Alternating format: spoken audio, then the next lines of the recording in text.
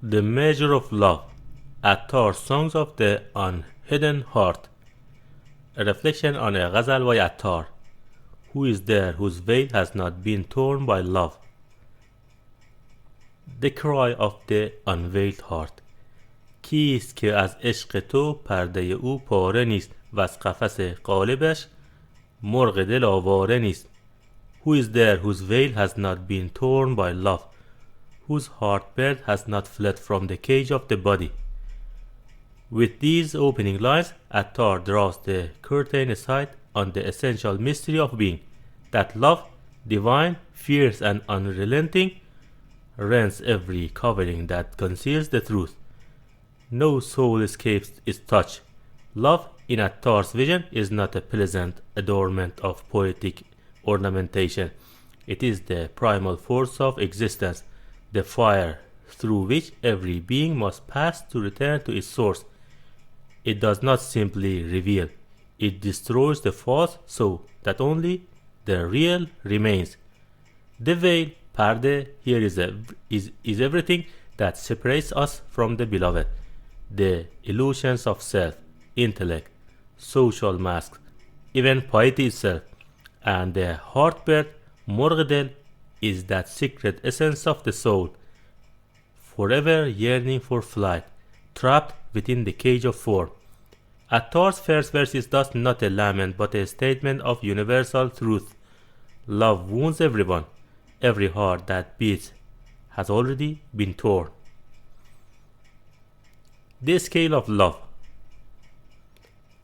وزن کجا آورد خاصه به میزان عشق، گر زر عشاق را سکه رخساره نیست.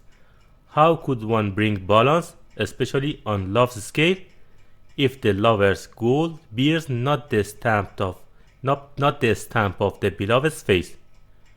Love has its own currency, Attar tells us, and it cannot be weighed on the scales of reason. The true measure of worth is the imprint of the beloved, the divine visage, stamped upon the heart like a coin marked by the royal face. If love does not leave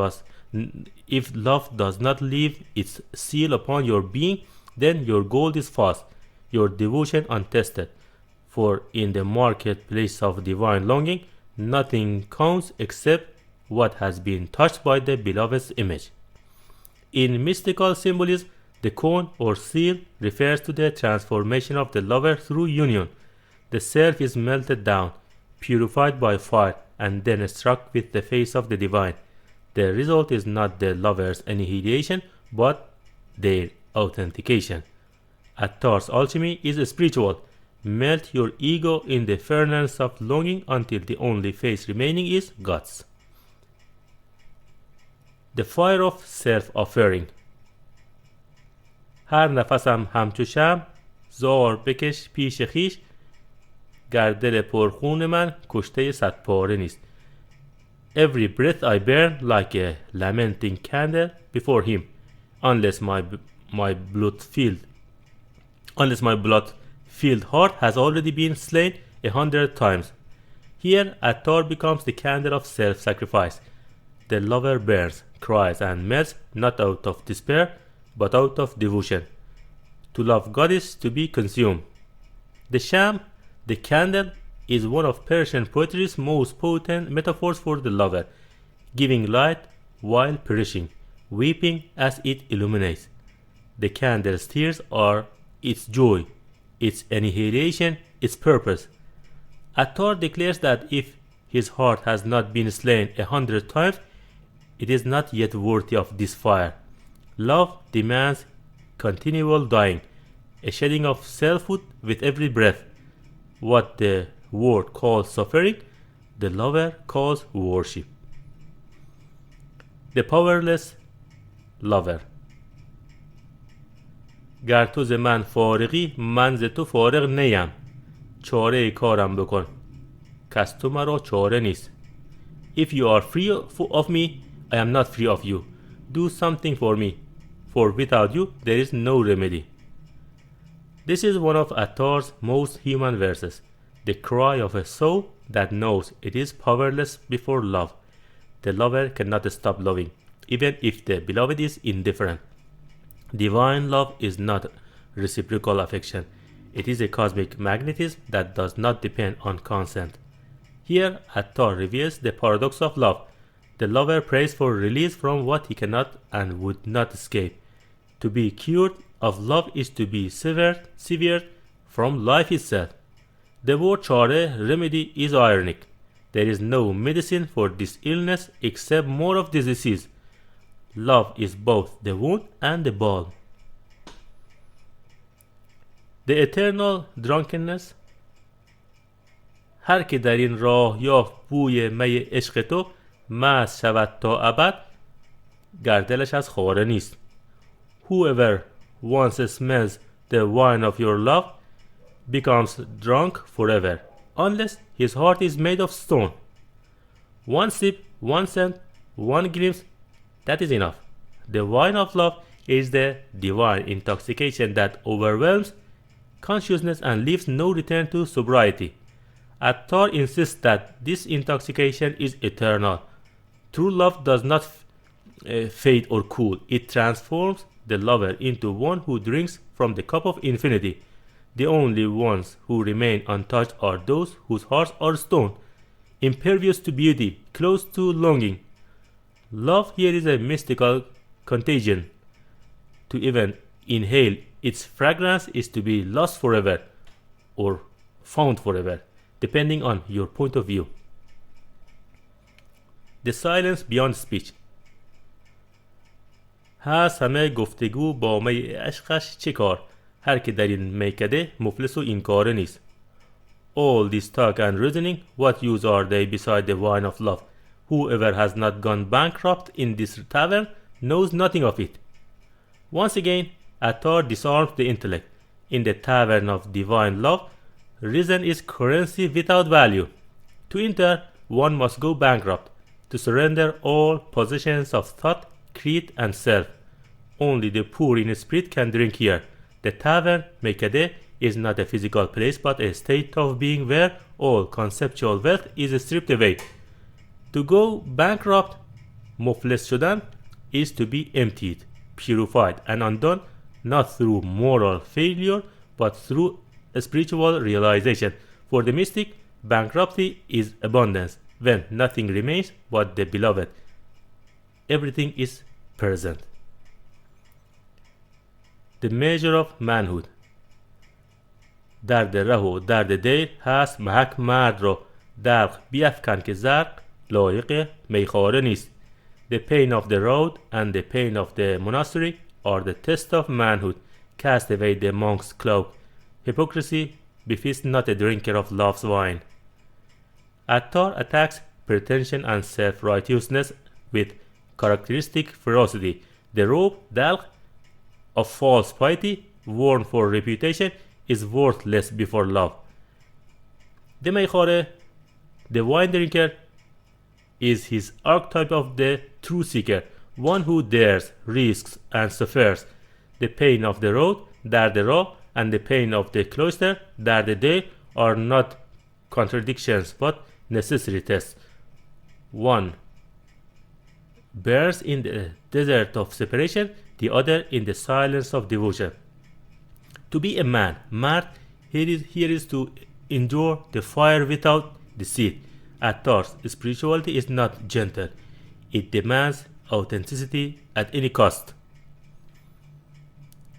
The dust of the monastery. در بن این دیر اگر هست میت آرزو درد خور اینجا که دیر موضع نظاره نیست. If in the depth of this monastery you desire wine, then suffer here, for this is no place for idle spectators. The mystic's path is not a spectacle to be watched from afar. The Deir monastery is the inner sanctum of the heart, and wine symbolizes divine ecstasy. If you long for even a sip of that sacred wine, Attar warns you must be willing to suffer. This is not a stage for curiosity or aesthetic enjoyment. The way of love is furnished. It refines, it does not entertain. The untrustworthy ones. گشت هویدا چو روز بر دل عطار از آنک عهد ندارد درست هر که در این پاره نیست. It became clear to Attar's heart, as the day itself, none can be true who is not broken in this fragrance of existence. The final verse is both confession and revelation. Through his long journey, through the conference of the birds, through asceticism and mystical vision, Attar has learned that integrity arises from brokenness. هر که در این پاره نیست. Whoever is not shattered, whoever is still whole and secure in themselves, cannot be trusted on the path of love. Brokenness is not weakness but truth. The vessel must crack for the light to shine through. This is the culmination of his teaching. The wholeness of the soul is found only after it has been undone. The Unbroken Song. Across this ghazal, Attar builds a ladder of transformation. 1. The veil torn by love. 2. The heart stand with the beloved's face. 3. The candle burning in self-sacrifice. 4. The helpless lover who cannot escape. 5. The eternal intoxication of love. 6. The silence beyond reasoning. 7. Stripping away of pretense. 8. The endurance of suffering. 9. The acceptance of brokenness. Every stage is a descent deeper into truth. What seems like destruction, the tearing, burning, dying, and losing, is in fact purification. The lover who is annihilated in love becomes the mirror through which God beholds himself. The alchemy of annihilation. Attar's poetry belongs to the lineage of Fana, the mystical annihilation of the self in the beloved. Yet, unlike the cool serenity of philosophical Sufism, Attar's tone burns with personal urgency. His ghazal is not a metaphysical argument. It is a confession sung through tears. Each couplet is a station of the road from selfhood to nothingness, from longing to realization. To read Attar is to be reminded that spirituality is not a comfort. It is a fire. The lover does not seek peace but truth, and truth is a sword that severs illusions. The endless return. Even as Attar speaks of annihilation, his voice remains tender, human, filled with yearning. Love may destroy, but it also creates. It burns to reveal, it kills to awaken. When he says, گر تو ز من فارغی من ز تو فارغ نیم, if you are free of me, I am not free of you. He is describing the eternal motion of love itself, the soul's orbit around the divine center. The path does not end in death, but in awakening, where being and non-being fuse. In that space, words vanish, and only silence remains, luminous and alive. The mirror of Sarai Sukhan. In the quiet of night, reading Attar is like holding up a mirror to the soul. His verses do not instruct, they reveal. His fire touches all who have ever loved deeply, whether humanly or divinely. For Attar, the difference between the two is only in degree. Every true love, if pursued to its end, becomes a mirror of the infinite. Each reader must find themselves in one of his images. The torn veil, the burning candle, the drunk in the tavern, or the broken-hearted seeker praying for a glimpse.